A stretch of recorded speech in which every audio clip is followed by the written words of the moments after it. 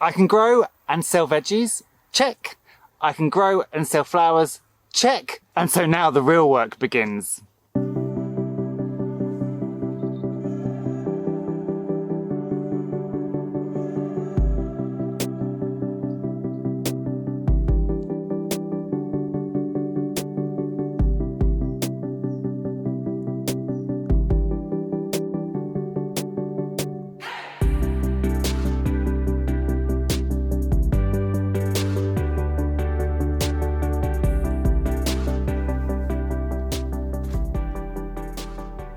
And so it is September. I don't quite know how that happened, but that also means that we are going into autumn and winter, and we are at the end of the test year. And the end of the test year is scary and exciting. It's scary because next year we've got to up our game in terms of actually getting this farm running. But it's exciting because everything that I learned this year we can put into practice in 2022. Now currently the farm is running at a massive loss. I think we're at a loss of about 15,000 for this financial year, and we're actually only 6 months through the financial year. But a lot of that is down to infrastructure. But it does mean that when we get into 2022 and we start actually doing the farm properly, we need to start selling more. And to ensure that we can do that, we actually have to start the preparation now. So veggies. Now for the most part, veggies are annuals. We either grow them for the year, dig them up and eat the root, or we cut off all the flowers once they've turned into fruit, and then we throw the plants away. However, it's only September, and depending on your climate, there are still things you can grow now that will last the autumn season and then overwinter a little bit. So here on the farm you can see that actually most things are kind of over at the moment. The lettuce is over, the spinach is kind of going over, the chard, but that doesn't mean I can't still sow. So down here I have loads of little transplants. I have another lot of kale, I have more lettuces, and I have another lot of chard. And the idea behind that is, in the winter, kale and chard especially will overwinter. It can survive frost. It just won't grow because of the daylight length. But if you can get little plug plants going now, and especially if you've got a polytunnel where you can extend your season, you'll still be able to get leafy greens off those plants. And then when you hit spring, as soon as that warmth starts coming, all of these plants will start to take off. So you'll get a harvest before you need to start sowing your kale and chard for 2022 season. These lettuces, meanwhile, have been a really good seller on the Honesty Box stand. So what I'm intending to do, I've got a tray here that I'm going to be planting out because I think there's probably a month to 6 weeks left of growing before we get a frost, if we're lucky even longer. So they can definitely go outside. Then I'm going to sow another 2, 3 or even 4 trays, and where they are going to get transplanted into the polytunnel. And my hope is that that will extend the season, give them that chance to grow that little bit more. And then they'll be protected from the frost in there, and there'll be little head lettuces, and then I can just cut them as I need to put on the Honesty Box all through the winter months. And then as soon as spring arrives, I'll start my next lot for the garden out here. But even though it's September, I'm thinking kale and chard for autumn, winter. I'm thinking lettuces for autumn and overwinter. And I'm also putting in some spinach now and some radish. The radish crop to maturity in about a month, so we've still got enough time to get another crop of radish. And down here, I've got loads of baby spinach, which they're going to be transplanted into the garden beds, and they will sit there quite happily over winter. And again, I can pick leafy greens as and when, and then in the spring I'll have a nice crop as the weather starts to warm. So the polytunnel currently has our tester crop of tomatoes, a couple of peppers, and then some aubergines. And they've not done brilliantly because I didn't get the polytunnel till late. I didn't get it up immediately. And then we've just, the plants sat in pots too long, so they were a bit stunted. However, we are still getting flower, we're still getting pollination, we're still getting new fruit, and it is baking in the polytunnel. So I do think we're going to extend the season with the polytunnel by quite a lot.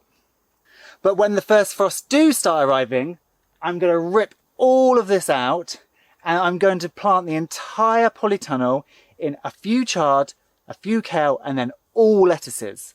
They will sit in here quite happily all winter. They'll be protected from snow, protected from frost, and then I can just come up and harvest them as and when and throw them on the honesty box. And then in spring, when it starts to get warm and I start to need to sow things, I will already have space from where I've been harvested. And then when it gets to hot season again and I need to put tomatoes and cucumbers and peppers and things in here, all those lettuces and kale and chard plants will be back out in the main garden, so they won't be taking up space in this poly. My beets have also done really well and they have sold really well on the stand. This crop is starting to come to the end now. I've taken all the main crops out and then I've just got a couple of smaller ones that I'm just waiting for a bit of rain to come and just bulk the tubers up a little bit. But at home I have another tray, and I have another 3 trays actually, of probably about 200 plants. So they're going to go in here and they should have enough time to bulk up and make some baby beets that I can sell this autumn. Now when it comes to flowers, it's a slightly different story, because although we often grow a lot of annuals because they flower the same year you sown, you can actually grow vast amounts of beautiful flowers from perennials. The flower garden this year really has been amazing, and I have absolutely adored coming and cutting bunches. And so I'm getting ready for 2022 by not only planting some biennials and hardy annuals, but also some perennial seeds too. So I sowed these lupins earlier in the year. They got a little bit burnt. We had some hot wind come across and they got a bit burnt, but they are coming back out from the middle. And these are perennials. So once these are established as nice little plants, they will flower year after year after year. Next to it, I've got some wallflowers. So they're a biennial, so they will come up and flower early next year. My honesty is just starting to come up. And then over here, we have a mix of yarrow and sweet williams and hesperus. So I've got 2 lots of hesperus. This is, look, I've actually labelled this year. Hesperus purple and hesperus white. We've only got 1 little seed coming up so far. The first seeds for some of the sweet williams have just started to sprout. And in here. And then this morning I noticed the first yarrow. So yarrow is a perennial as well. I've got yarrow in 6 or 7 different colours. So I'm very excited about yarrow because it's a beautiful, or achillea, it's a beautiful plant. And once established, you've got flowers year on year on year. One thing I haven't had a lot of luck with growing from seed is Rudbeckia. Here are my Rudbeckia trays, and I put loads of seed in every single one, and you can see there really isn't very many, maybe 5 or 6 from each tray. These are actually weeds, and then we've got a few more coming up here. So what I may have to do with the Rudbeckia is I may have to just go and buy some adult plants and plant them that way, rather than growing them all from seed.